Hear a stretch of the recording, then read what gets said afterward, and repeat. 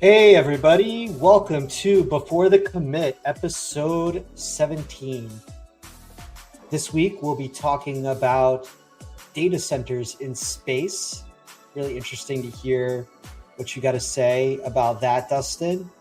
I've heard a little bit about, sun being a fusion reactor. Why not use it like unimpeded by atmospheric conditions?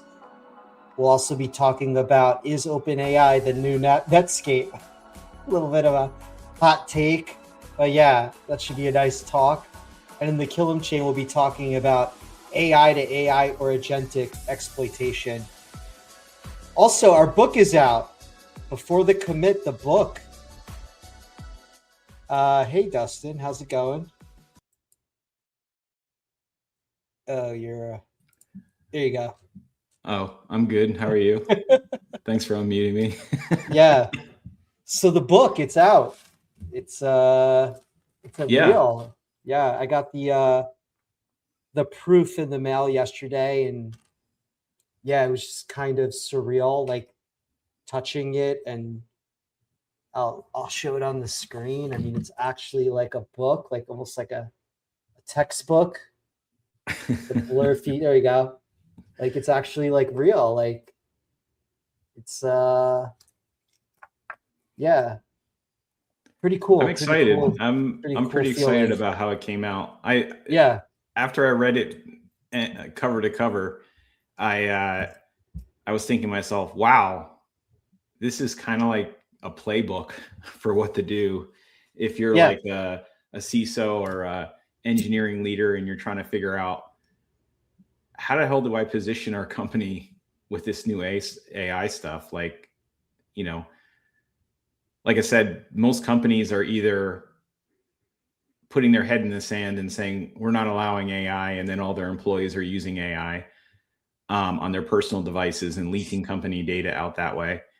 Or they're gung-ho into AI and security is kind of a second thought, which is understandable because there's not too many people talking about it. And there seems to be open questions about how you secure this stuff, but the book really goes into detail on a practical level about how you would go about securing these things. So I'm excited about that. Yeah, it's just been my observation, like in the short time that I have been, kind of increasing awareness about the book, that many of the times when people talk about AI security, they think of it in terms of using AI for security. So using it for secure code reviews, not around the concept of like, there's this like, I think there's some people talking about it, but there's a general misconception that, if I do enough code reviews that I'm good, like I'll catch all the security bugs, but not understanding it, that you can't just assume that the outputs are that doing secure code reviews is going to catch everything. That like that needs to be like all you do. Like you need a defense in depth approach. All the things that we talk about in the book, whether it's using LLM proxies or using guardrails, having human in the loop reviews still. Having more structured context, with wrappers around pieces of content that are from sources you don't necessarily trust. I don't see like a lot of, and I think that's really why I think I was wanting to write this book, is that to raise a level of awareness around like applying zero trust concepts to your model, like the never trust, always verify mindset to everything you do. Like assume your model has been compromised already, and then build around that concept. And I think generally speaking, it's my observation that people are not really talking about it. And, it's an interesting time period because I don't think that someone like me would write a book. Normally I would gain all this knowledge in some sort of upcoming field, and I would talk to all those people around me about it. But I wouldn't have the time to really kind of promote it out there into a wide audience. maybe if I had a blog or something like that, but I'm also not really a prolific blogger. So, yeah. But it's like today's world, when you can really kind of form your ideas using AI, structure them, etc. It really is like a great, and this goes back to what I was saying before about people who are out there that are young. Like, this is going to be an age where you can learn so many things so quickly. Like, there's so many resources out there. And it's not just like, oh, go read this book and hope you can have something rub off on you. But you can have like someone explain the book to you, an AI explain the book to you, and you can ask questions back and forth like you have a mentor. It's just, I do it all the time. It's just like I said, it's a little bit of hyperbole because obviously I've learned a lot in 25 years, but I feel like I've learned more in the last year or two than I have in 25 years.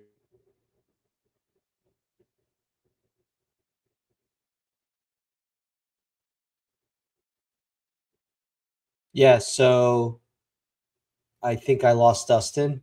Yeah. I mean, I was listening to a podcast earlier today about AI paywalls from the AI security podcast.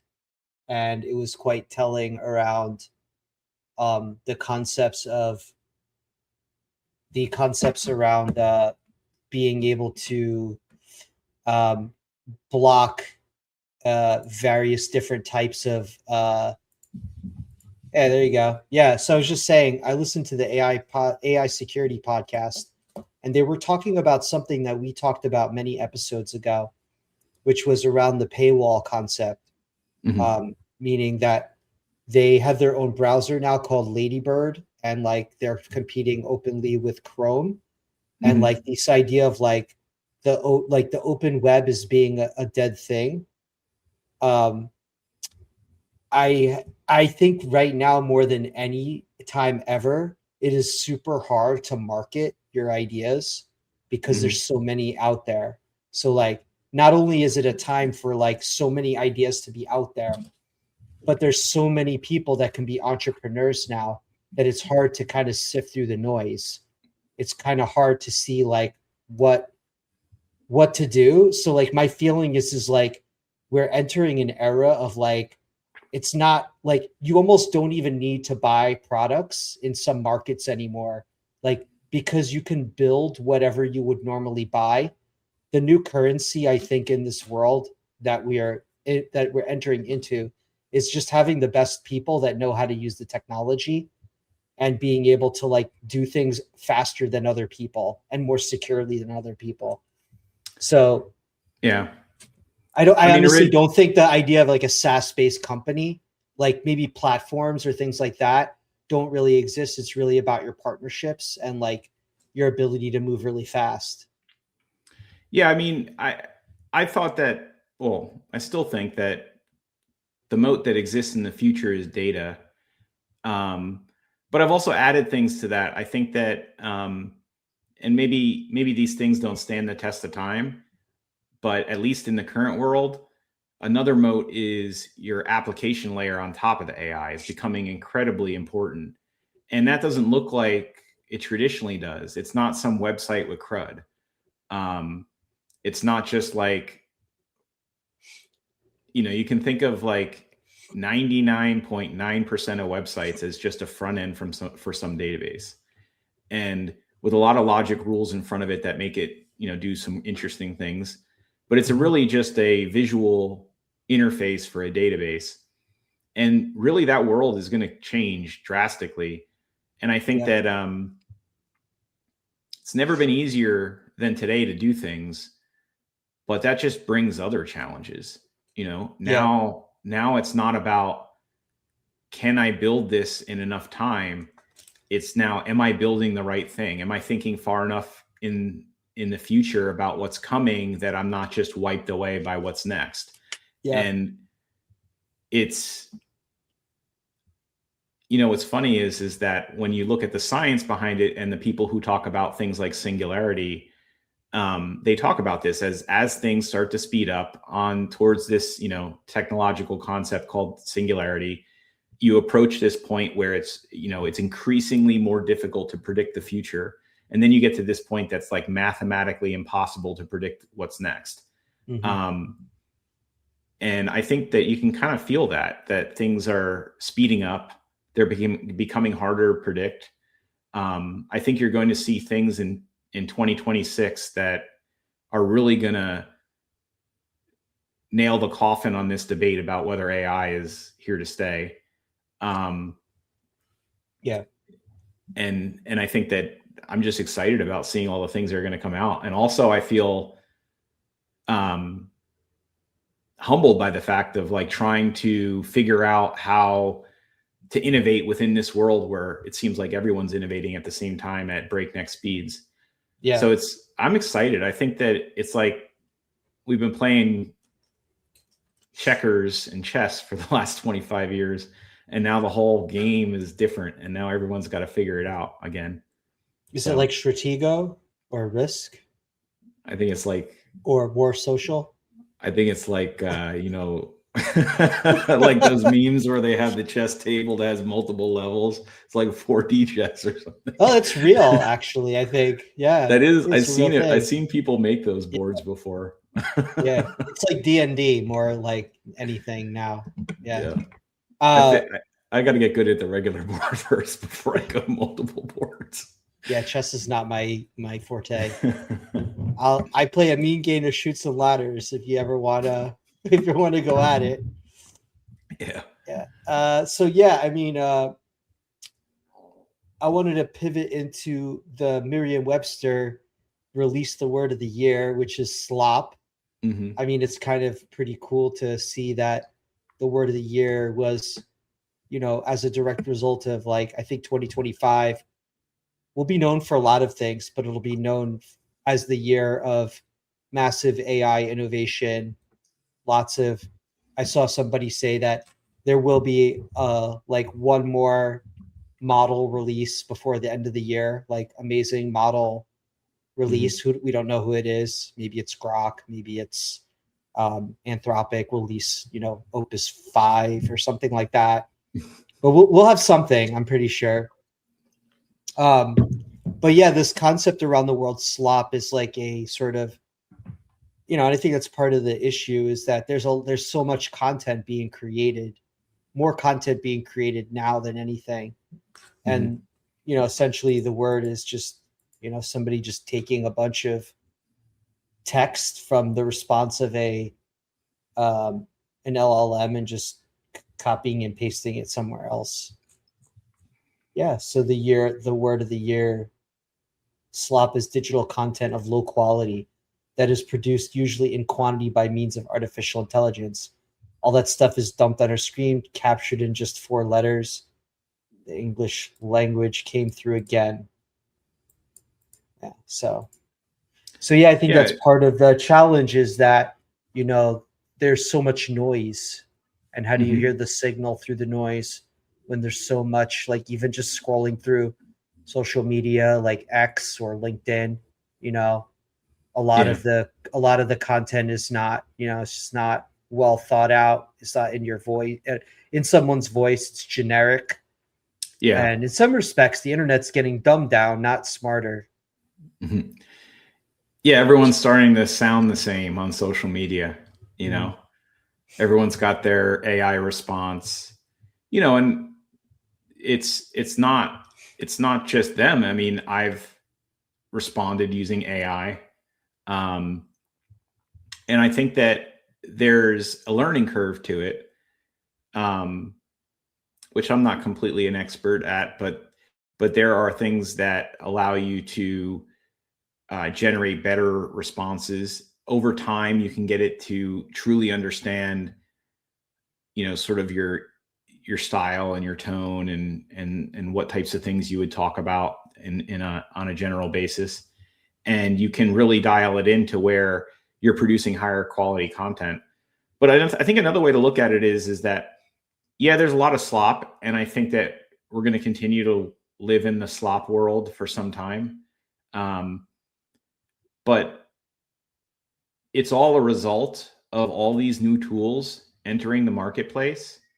The United States is a very entrepreneur heavy marketplace.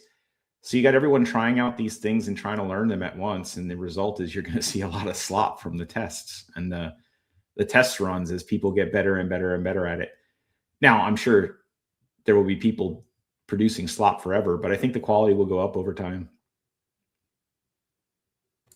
Yeah, I hope so, but also I'm worried about the training data that's being created.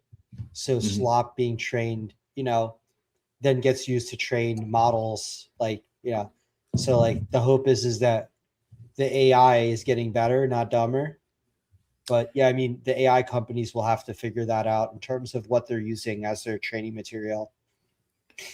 Yeah, it's an interesting concept. Like, what happens when the world is actually 95% AI generated as opposed to 95% human generated? And then your training set is kind of cyclical. It's like you're training on your own stuff. Yep. So it's going to be interesting. I think in the future, it might actually be a business to try to get real data from humans and siphon through, you know what I mean? Like you might actually get paid for your opinions in the future, because it'll be easier to just pay for it than try to weed it out of the 95% of the internet that isn't. But yeah, in other news, the U.S. government unveiled a new initiative yesterday called the U.S. Tech Force.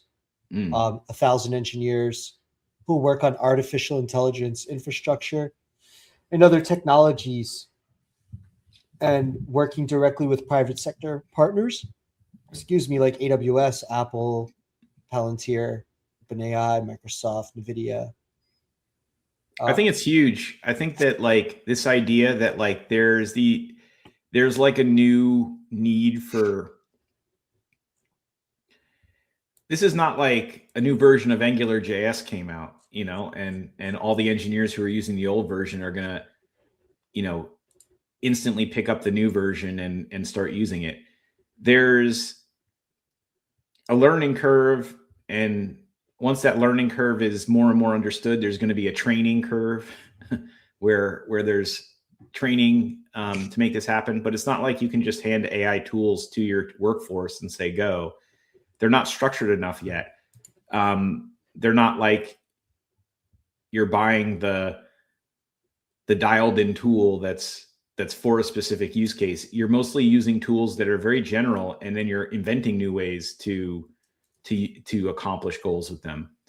Things like Claude Code end up being like a Swiss Army knife, where you can use it on code, but you can also use it on pretty much anything you can think of, including, building other types of materials, or planning out tasks and things like that.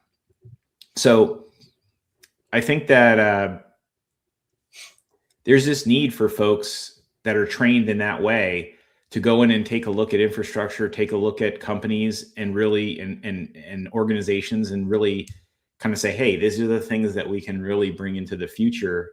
And these are the points that we can automate and things like that. I was listening recently to just a random clip from like Mark Cuban, and they were asking him about this. And he was talking about when he was young, he got his start just fixing people's computers, right? Just going around and like being that guy who was local and could fix people's computers and go around and do this and that. And he grew from there when he was younger. And he was saying that, and I agree with him on this. I don't always agree with him, but I agree with him on this, is that same pattern is happening again. Like if you're young right now and you get good at AI, there's going to be this whole market of these small businesses that are looking for someone who's just going to come to tell them how to use AI, and how to integrate it with their business, be the integrator between, like you don't have to necessarily create the next AI product. There's going to be a whole host of people that are going to need to know how to integrate the products that exist that come out. So there's a lot of solutions level openings, I think, in terms of opportunities for entrepreneurs to jump in a local market. Yeah, I think that the way that I read it was, this kind of like battle, this arms race, the great competition, power competition with China. And, how do you sort of contend with a authoritarian government that can take its best people and put them on the highest priority AI efforts, like secret projects, whatever have you, you need something like that to contend with it. I think this US workforce or whatever tech force is just the beginning of what you can do. I think the way that I envisioned it is that you want everybody, all of us, to be kind of leveraging AI in a secure manner, like to kind of amplify our efforts. But yeah, I see it as a good first step. I think much more is needed, especially around training those that like need to learn it, like whether they be like people in the military or civilians, so that they understand how to use it securely. It's not enough to just take people who are already in industry and put together a force. Like I think training and like mobilizing other useful people and amplifying your efforts is critical. 1,000 people is nothing. You know, China is a country of 1.3, 1.4 billion people that you can, what percentage of those people can you enlist and force them into labor to do your bidding, you know? So. Yeah. I mean, my personal belief on this whole thing, and by the way, I think that the tech force and you know, the way that the DoD is really going gung-ho, you know, they had a poster up on the Pentagon saying, I want you to use AI with the, you know, the, like the Uncle Sam photo. Yep. I think that's all great. However, I do believe that China will catch up, and they may even surpass us, you know, in some sort of facets of the AI cake. I mean, they've already surpassed us in energy, for example. But I think, kind of going back to what I was saying before about how things become less and less predictable. Like if I were choosing two different operating systems, I would choose the operating system that has market forces, where people are making their own decisions based on profit motive and therefore can pivot very quickly in a quickly changing environment, than one that's centrally planned from the down up, or from the up down, I should say. Because as things are predictable, like we need more energy, they're going to beat us to that, because they can just say, okay, everyone tomorrow go make more energy. The United States can't really do that. They have to use incentives and things like that. And they have to get the market forces to move in that direction. Yep. But once you enter into the, like, so China will probably build a new city for each layer of the 7-layer cake. But what happens when the 7-layer cake is different in the future, because it starts becoming unpredictable? Are you going to knock down cities and build new ones? It's going to become very difficult to plan this from the top. So, you know, if I were to predict, I would say that while things are predictable, they catch up and or pass us in certain facets. And then as things start to speed up and start to become more and more unpredictable, I think that the market-based system has more flexibility and is able, it's kind of like it's startup versus big company at that point. Yeah, I think my general like comment there is like, you're not going to do away with the military. You're not going to do away with government workers. And there are people there that can benefit greatly from being armed with the tools of how to use artificial intelligence. And so my point is that I don't think it's enough to just band together 1,000 people that already have jobs and are already good at using AI to accomplish a bunch of really high priority tasks. I think that you need to just live in the reality of what we are and realize that if we're going to, I wouldn't say mostly on the AI stuff. I think I look at AI two ways. Like, I think we at some point reach like a point where like the AI is as good as it's going to get. Like, it's not going to get any better. It's just going to reach a point of like, this is like, it's sort of like microprocessors. Like, you're just stacking more microprocessors on top of each other. Like, it might get slightly incrementally better, but where the other side of it goes is like the implementation of it. or different types of AI that do different types of things, not just what we mostly talk about here, which is large language models. Mm-hmm. Yeah, I mean, large language models are a very small part. And I do think that there's probably a plateau to large language models. They're only a language model. Yeah. You know, they're only a language model. And the idea that they can reason at all was kind of a surprise to everyone involved in that field. I mean, sorry, there's probably some geniuses that could foresee it, but from the perspective of the general public, or at least the people in that industry, it was surprising. That's why they call it sort of emerging qualities. But yeah, I do think there will be some sort of like, I mean, LLMs are because they're language based, they're sometimes uncertain about things, or they make sneaky language type mistakes, whereas like something that's rooted in something more physics is not going to make those types of wishy-washy mistakes. So when you ask an LLM about physics, it'll often get it right, but sometimes it'll get it wrong. Whereas like a physics-based AI would probably never get it wrong, because it would just be so rooted in physics, it would not be equivocating about some language-based way it was asked. But who knows? I mean, I can tell you that if an LLM was driving my Tesla, I wouldn't drive it. But if there's a real world AI driving the Tesla, like there is, one that's video based, I'm absolutely thrilled with having it drive. But those are two completely different types of AI for two different purposes. One is built for driving a car, and one is built for,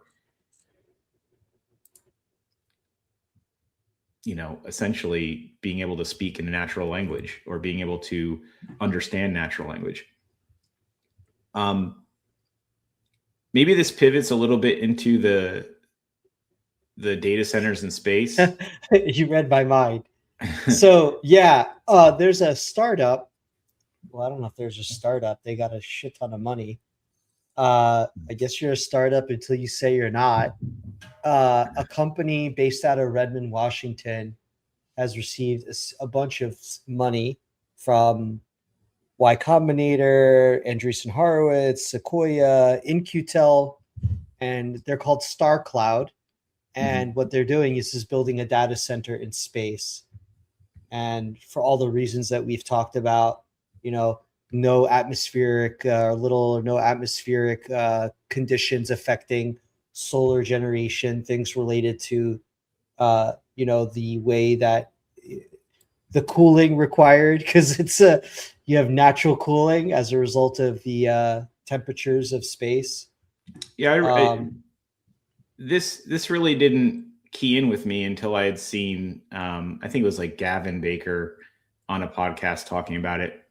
And he really kind of spelled it out very well, which is when you reduce it down to the physics of what's going on in data centers for AI, there really is no better location for a data center than space. Because when people ask me, why was it such a big deal when NVIDIA and Elon Musk grouped together and put up that data center overnight with 100,000 GPUs clustered and coherent? I mean, the fact that it happened very quickly was a big feat in itself, but that's not what I'm talking about. What I'm talking about is when you have 100,000 GPUs in these data centers and they're coherent with each other, what that means is, and you have to see the cabling that they have to put up. The cabling is just, it's like probably one of the biggest challenges. Routers, like special routers that they use to have the GPUs talk to each other. So what that means is you have 100,000 GPUs, and you got to figure the cooling and just the fact of like, how do you position 100,000 GPUs so that they can all be wired to each other? And then that's the easy part. The hard part is that when you're wiring them to each other, they have to be wired in such a way that all 100,000 GPUs have a wire to all 100,000 100,000 other GPUs. So they can all talk to each other, peer to peer, any of the other 100,000 direct line. And they do that at real time. And there can't be any latency that stops that from taking place. So it's like a big distributed brain. Yeah, I heard that the speed of a single one of those routers has more bandwidth than the entire internet does in like a second or something like that. Yeah. Like something insane like that. Yeah. Like the throughput of what travels through the wires is more than the entire internet in like a minute. Yeah. So it's crazy. It's crazy. So I don't know enough about this topic. So like, how are they intending on like getting the power back to Earth? Like, are they beaming it? Like, how do they, once you harvest the power, like what do you do from there? Or is it like satellite connections? Like, are you just reserving all the power there? You have battery storage? Like, what's sort of like everything runs there? Is there like an edge server? Like, what does this look like? So what's interesting is in a data center, you need power, you need cooling, and you need these wires that are capable, I'm saying wires, but they're cabling. Connections. Very advanced cabling that allows these high throughput peer-to-peer across all the clusters, et cetera. Now, when you're in space, you can do, so the problem with solar on the ground is you need batteries because it's not sunny all the time. You eventually go, to the dark side of the earth, away from the sun or whatever, at nighttime. So, but in space, you have sunlight 100% of the time. So you don't even need batteries. You could just have solar arrays in space. This is how, by the way, all the satellites work. And because you're in outer space without going through the atmosphere, you get like 30 or 40% more energy from a solar panel than you would on Earth because you just have that much more radiation. Didn't go through the Earth's atmosphere. Elon Musk said, like, why not use the sun? It's this huge fusion reactor. Why build a fusion reactor on Earth that's going to give you 1/1,000,000th of the, I think one thing that he's good at is really kind of putting things in context. He's like, you could burn all of Jupiter 10 times and you still wouldn't, the Earth would still round up to 100% of the energy in the universe. So it's just like the star in the middle of the universe is the biggest source of energy, so large that every other piece of energy in this, star system pales in comparison. It's just a rounding error.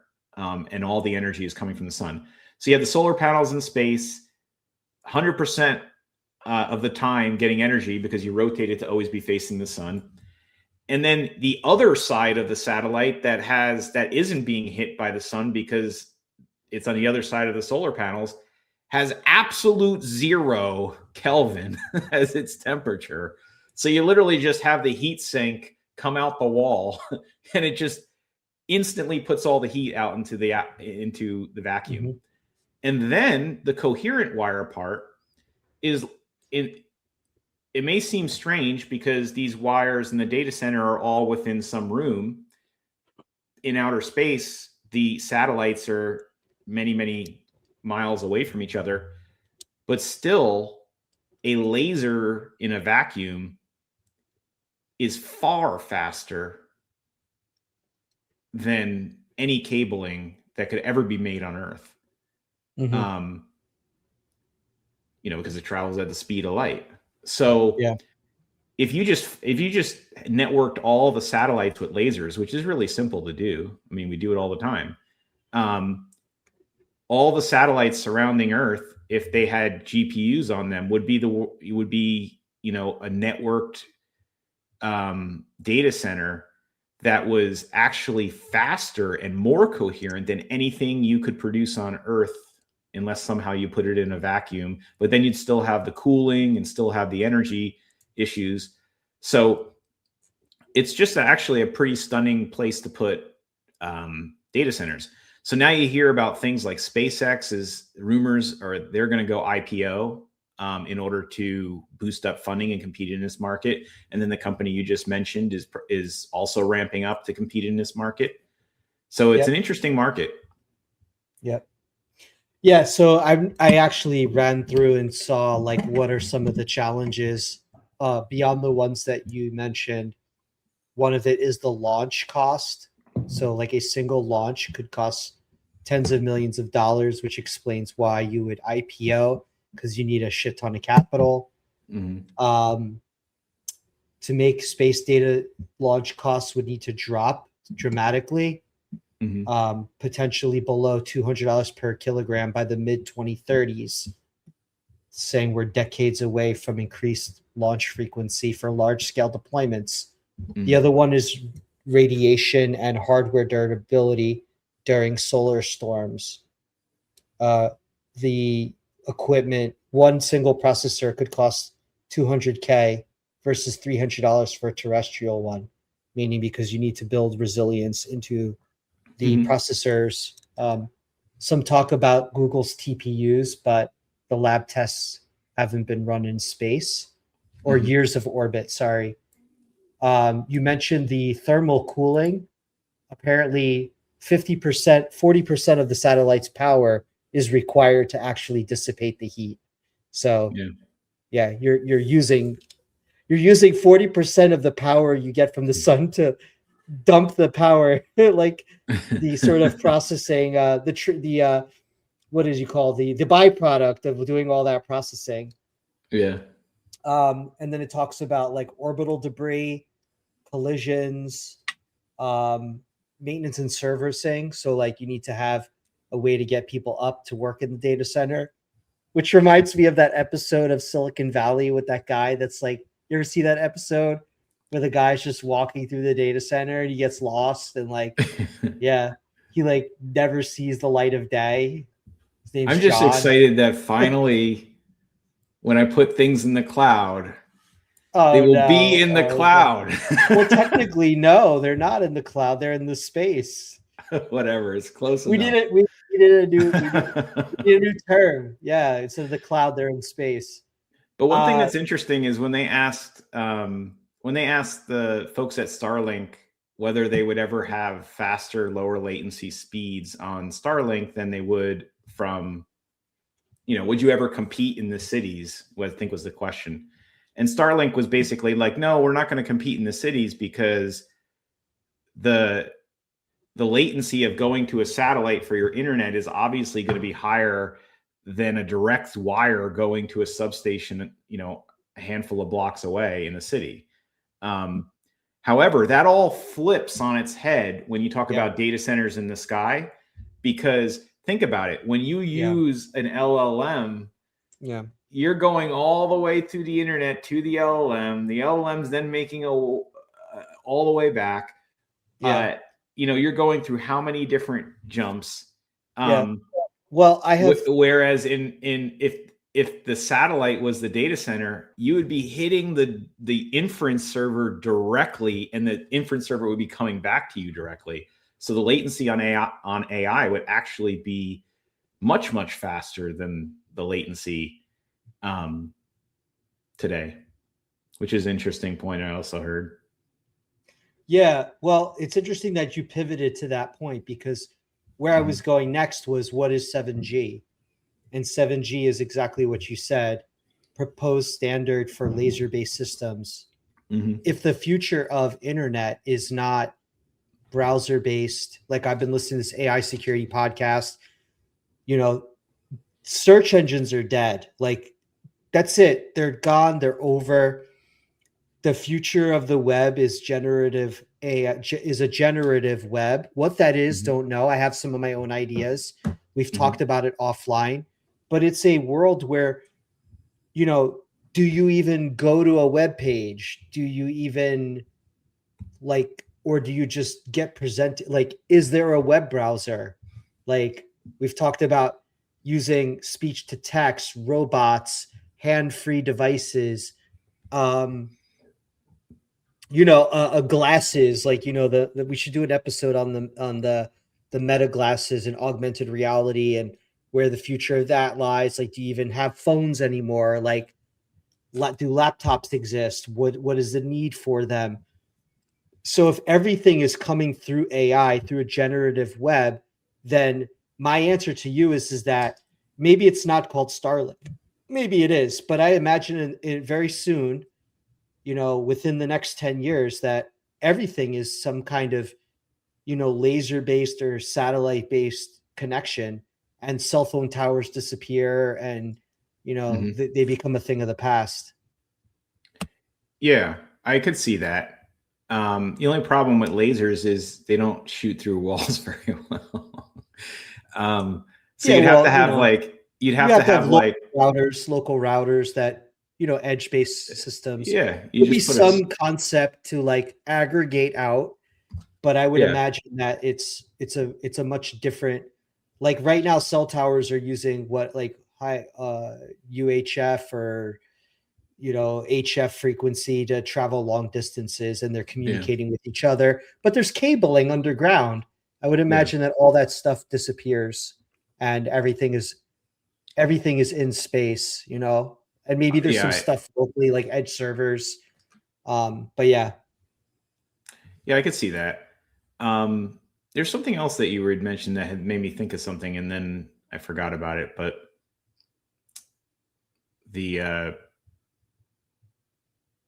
no, I'll have to come back to it when I remember it later. Yeah. The last one was regulatory stuff. Apparently there's again, it depends where you live. Like in the US, we have the FCC, and there's like deorbit rules, like how long, but that stuff could be changed very easily. And, could it be sooner than 10 years? Do you think we'll have a data center in space in less than 10 years by 2035? Oh, absolutely. Absolutely. I think so. I think in half that maybe, because I think that you already have satellites that are going up, like Starlink satellites that are up there. It's an open question. I wonder like how much this caught SpaceX by surprise or how much they were planning this all along. I have no idea. But assuming that they had some sort of plan going into this and understood that this was possible, maybe the Starlink satellites are already part of the way there. Maybe they're going to be there. I don't know. It's a good question. I don't think it'll take 10 years though. I feel like the technology is here. It's not like I don't think you would have to invent anything new in order to make that happen. I think it's just about execution. Challenges and money. Yeah. And possibly materials that need to be created, like around things like resisting like solar winds that could, destroy equipment, more effective ways to do maintenance. Like, do you have robots doing maintenance? Like, are there people up there doing maintenance? So I think there are things to consider there, and you can't just have one of them. Like, you need at least two, maybe three, because you need redundancy built in. But I'm just saying, to start out with, you need at least two. Yeah. Well, I think that I don't think they're going to be like these huge. I mean, maybe I'm wrong. Maybe I misread it, but I didn't get the sense that they're like this huge. Maybe they are actually, like, maybe they have to be a big data center because you can't wrap the whole globe in satellites and then all of them be coherent, because some of them would be on opposite sides of the globe. Yeah. I don't know. There's smarter people figuring this out, I'm sure. The actual picture, let me see if I can. I remember what I was going to say about generative web too, so we can come back to that. Yeah.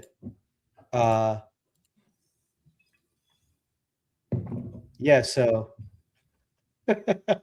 you see that? Oh yeah.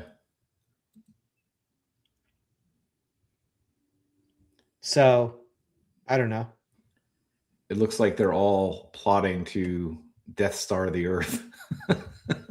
Yeah, it's kind of a weird picture because it shows them going through the Earth. Yeah. Which I don't know. Are we shooting lasers through the Earth now? So yeah.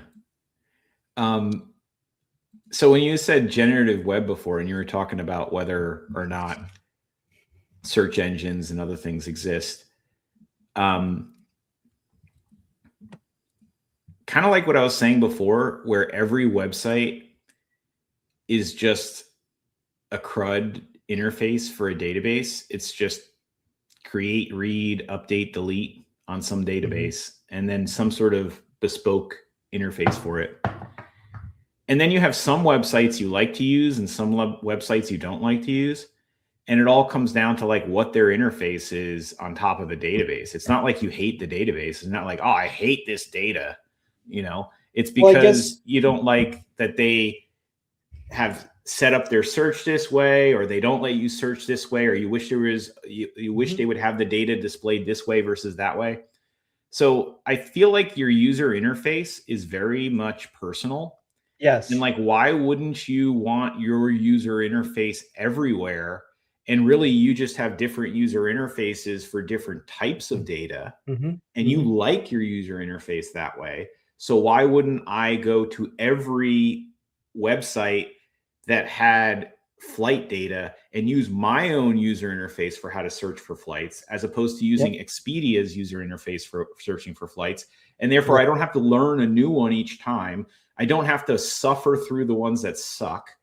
And you know, their branding can just be something layered onto my user interface. So my user interface is almost like a color changing user interface that has branding added additions to it. And why wouldn't you want that over having to rely on the source being both good at gathering data and also good at showing to you in the way that you want to see it? Yeah. You know, I do think usually the people that are good at building a scaled business around, you know, flight data also aren't great at SQL. That's why they have to hire a whole bunch of people. And sometimes you get a mismatch of different skill sets that don't produce something that stands up to what what you would like. Yeah, I think there's like another layer here that isn't been created yet, because if you are a company, like the idea of like web URLs and like DNS become less important. And it's really about data, like to your point earlier. So it's like, how do I access that data? And along with that data are like, you know, semantic information about what is available, right? So like a discovery endpoint, which contains things like brand assets. And then as you are kind of rendering like data, like how you want it displayed, like even things like a single web page paints up when you go to a website. And that's where you are. You were there. Like the concept of like a single pane of glass, or like the concept of tabbing kind of goes away, or like kind of fades into the background. And you're kind of like more in a, what I'm envisioning is like a mind map where you kind of move throughout the internet in like a visual sense. And you have widgets and like, you remember like SharePoint parts? Like I hate to use SharePoint as an example, but like the concept of like a Bloomberg terminal where you're accessing bits of information on the screen. And over time, it learns your preferences. It learns what you access regularly. And yeah, like I'm shopping on Instacart, or I am, you know, accessing my banking information. And then the other side of it too is like, it becomes less about sitting at a computer and a laptop and operating, and more about like, well, what's the mechanism I'm using? Like to me, like being in the shower and like having a great idea and then coding it while I'm in the shower. Like that's something that's going to be here very soon. Like you're going to use a lot of water. What? Why am I going to use a lot of water? Because you're going to be thinking about all the things you're building in the shower. hey, so-and-so, can you update the website to like update our, you know, application that does blah, blah, blah to do XYZ? It wouldn't be a website. It would be our, you know, our whatever product widget that we have out there that's underpinning something else. Or like, you know, order groceries for me. Like check out my usual grocery order and add all the items mean, some of this stuff you could do now, but yeah, just thinking I heard toward Walmart is adding AI purchasing. I just heard that today. Yep. So that's we covered this a while ago. Some of the web browsers, or it was PayPal or something. Yeah, PayPal. They're also the general idea is that I think there's a new web, a new generative web, and there's another layer on top of it. The idea of writing HTML and JavaScript to build your web interface, that to me is, we're in the last era of web frameworks, like, this big shell attack, like Next.js era. Like, the idea behind these types of attacks become less and less meaningful because the whole attack vector goes away, and instead you are really browsing the internet with a different type of, I don't even call it a browser, a different type of mechanism for kind of getting the information you need, taking actions on that information, and whatever have you next. I think if you're a company who owns their own data and owns their own user interface to that data, you're going to increasingly find clients that aren't interested in the user interface at all. They just want ways of getting at the data in an AI way. And I think that if you're a company who doesn't own any of their own data, and what you do is you create a well-liked user interface for displaying all these disparate pieces of data, I feel like you're in a lot of peril right now, because the UI aspect of applications is going to become less valuable over time. And really, it's going to be about your data sources and what kind of value you're adding on top of that data. So if your application is really just a great viewport for other people's data, then you're going to have a lot of competition coming your way, because people are going to be able to fast follow generating this user interface. And there's really not that much moat. The moat used to be that it would take a long time for someone to build that. And then once they built it, they would have to convince your customers to change to them.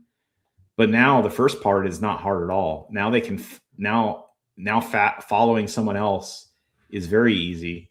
Because you just point the AI at what you want to copy, and it will copy it essentially. Mm-hmm.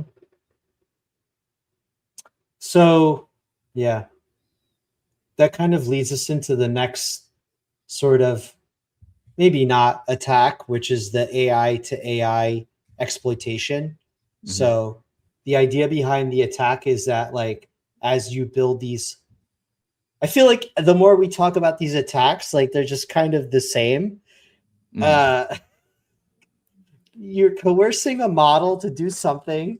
But basically, as you have more an agentic layout in your sort of infrastructure, you essentially have the agent talk to another agent, because there's an implicit trust between different AI systems. You can manipulate the AI through prompt injection, essentially social engineering for AI, and cascade initiating failure through a series of connected loops that rapidly corrupts data, creates multiple false decisions. Yeah, I think the main key indicator, or the main key difference between this one and others, is that it's like it's like a bank shot off of another AI, as opposed to being like, we've talked about how you can lay passive things on the internet, but increasingly more and more you're going to have, and I think this is the way the future is going to go, is you're going to have AI talking to AI, right? In the future, when you want to buy something, or you want to take some sort of action, your agent is going to take that action on your behalf. It's probably going to do research. It's going to go find the right product. It's going to go say, oh, based on preferences, I think this product is probably more up, my client, or whatever. I don't know what the AI agent is going to call you, but what the preferences are, and it's going to be making decisions. It might even be negotiating with another AI over price. You could imagine if you buy concert tickets in the future, like your AI is probably going to be able to negotiate or find the right seat, or, who knows, any other type of preference you can think of. So you're going to have AI talking to AI. There's going to be an AI on behalf of the seller, and there's going to be an AI on behalf of the buyer. And it's going to be like a real estate deal with a buyer's agent and a seller's agent. Now, not to say it's going to be super complicated like a real estate deal, but I think you're going to get much more nuanced transactions in the future where much more personal, catering to personal aspects of the transaction that weren't possible before because they weren't scalable, but now are suddenly scalable. Now you're able to make just like in the absurd future, right? Where you're going to a hotel room, all the hotel workers are robots. Your AI agent negotiated with the hotel's AI agent in order to find the right price, right? And what's it to the hotel to make sure that your room is set up the way you want it to, and you have little, but it coerced all the green M&Ms are taken out because I hate them, right? Like, what is it to them to do that? Well, I would just say I would try to coerce it into getting the presidential suite. Yeah. No, I mean, it goes back to things covered in the book about, defense in depth, not implicitly trusting your models. I mean, I feel like a broken record. By the way, if you've just joined, if you want to buy the book, it's at beforethecommit.com. Click the link in the header. It's available on Kindle and paperback as of today, coming soon in audiobook. Before we close out, I wanted to talk about the new Netscape. So if anybody's familiar with Michael Burry, has ever seen the movie The Big Short, he was one of the people that, he's credited with being the person who predicted the mortgage crisis through the sort of collapse of, the whole way that mortgage bonds were set up, and he shorted the whole thing, and other people got in early, made a killing. And recently he's been on a couple of different circuits talking about the AI bubble. His latest prediction was that, OpenAI is kind of like Netscape Navigator. For those out there that don't know what Netscape Navigator is, it's a very old-fashioned statement, but it was sort of like, not the first web browser. I'm sure there were other ones, but kind of the first one in the world of dial-up internet and, HTML 1.1 initial takes kind of passes at JavaScript, came out of Netscape. I know you have thoughts about this. So, when I heard him make his first announcement, and it was right around, I remember he made an announcement that like Palantir and, AI was going to go down, and it right about coincided with, a drop in the market in a pretty significant way, a correction of about 10% or so. And then, he had talked about how he had a short or something like that. And I'm sure he probably made money because it had dropped right after it or something. I was interested because I also thought that AI is in need of a correction. I think any healthy growth market doesn't go straight up. Otherwise you start to get worried because that's not normal. They say when things go up very fast, they also come down incredibly fast. So you want to have this kind of like wavy upward trend. It's, you have to have a healthy growth so that there's not too much of a drop. So I expected things to probably sell off. I think that things did look a little bit bubblish. But now he's kind of gone like apocalyptic with it, where he's starting to like try to predict like the downfall of whole companies. And then the part where I got off the train and I was kind of like, okay, this is not something I can really get behind anymore, was he started talking about how Google and others, I believe he had mentioned, were like cooking the books. You know, he was saying that they are messing with the depreciation of their GPUs in order to cook the I've books, read this before. Yeah. Right. Well, they basically changed the mathematical formula from like 3 to 5 years, and they keep on increasing the number of years that their GPUs last, which allows them to depreciate for longer, etc. Right. But anybody who's been watching this over time from the industry perspective immediately came out and said, no, in fact, they're being conservative. It's not 3 to 5 years. They're having GPUs be at 8 years, etc. So if anything, Google and them are being somewhat conservative, raising it from 3 to 5, because they could have probably raised it to 6, 7, or 8, right? Forget about the numbers, but the detail here is that the industry insiders are saying, no, it's the opposite. The GPUs actually last longer than what we're depreciating for on average, and are increasing over time. I mean, don't you feel like you might be just like how other people were when he was saying crazy things during the mortgage crisis, and like he turned out to be right, like way ahead of his skis. It took many years. People were calling him Chicken Little, you know, the sky is falling. And in reality, like, he was right, and it took a long time. I mean, to be fair, mm-hmm. I never heard of him. I only heard of him after the book and the movie and everything like that. So also, you know, like, I don't really have this whole history of watching him make these predictions. Mm-hmm. You know, well, I didn't mean you. I mean, like, aren't you like other people? Well, I'm very involved in the investment community, so it's not to say that like I don't pay attention to that. In fact, I worked in fintech during that period of time and was very heavily involved in working in and out of the banks.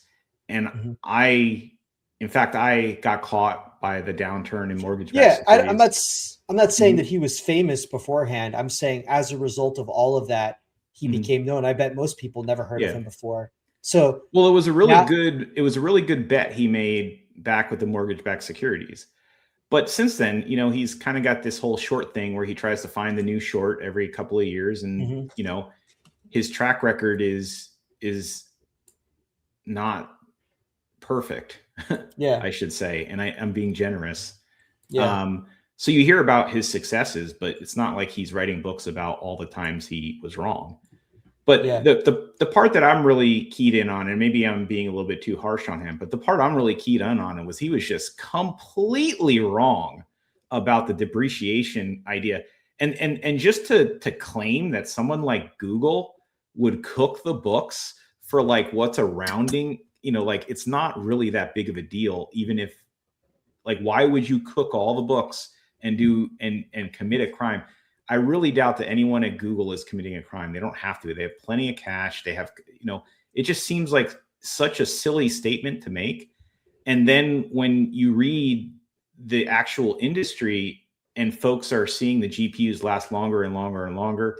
And then he had some other statements he made about, well, yeah, they're lasting longer, but they're not being utilized. He started to get to like, well, they're being utilized on less valuable token generation versus the full token. And it was just someone had to kind of tap him on the shoulder and be like, you're way out of your element here. You know what I mean? Like, do you really think that you know more about this than the folks that are building it, who are universally disagreeing with you with data? You know? So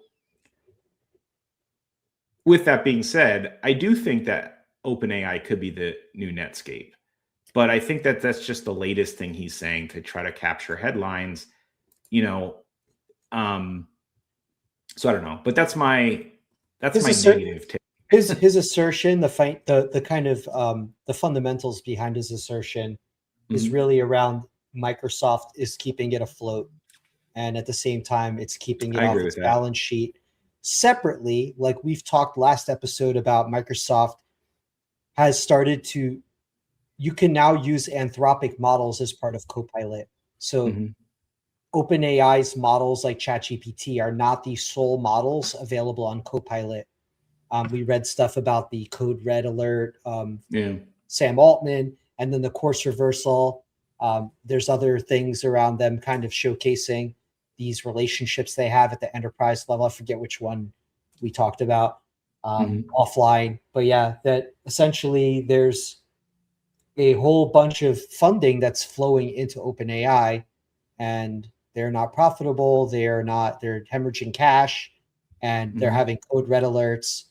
And apparently there's some fundamentals to back it up. I would say where Michael Burry kind of, his claim to fame is that he actually looked at the fundamentals behind the mortgage-backed securities and found out that many of the people were delinquent on their loans, and also they didn't have the credit to actually necessitate the need to issue a loan to begin with, and that the loans were over the accreditation firms that kind of rate the loans were overrating them, if you will. And so it kind of became a house of cards.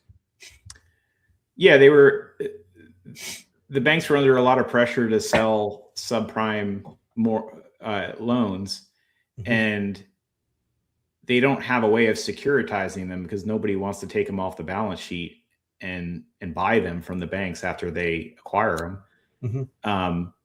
So what they did was they started building packages. It's kind of like, it's kind of like a goodie bag where you can put the candy that nobody wants in there with the candy CDOs. That they do want.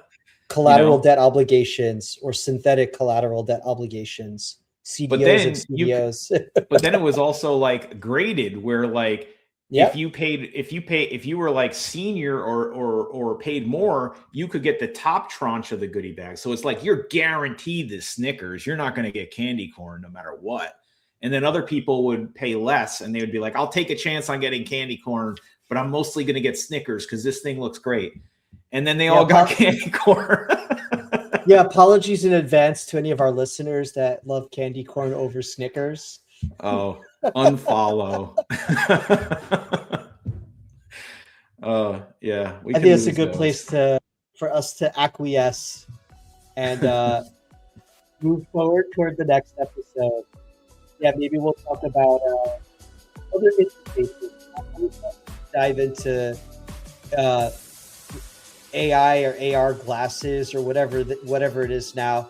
I think the idea of VR goggles is kind of like going the way of the dodo.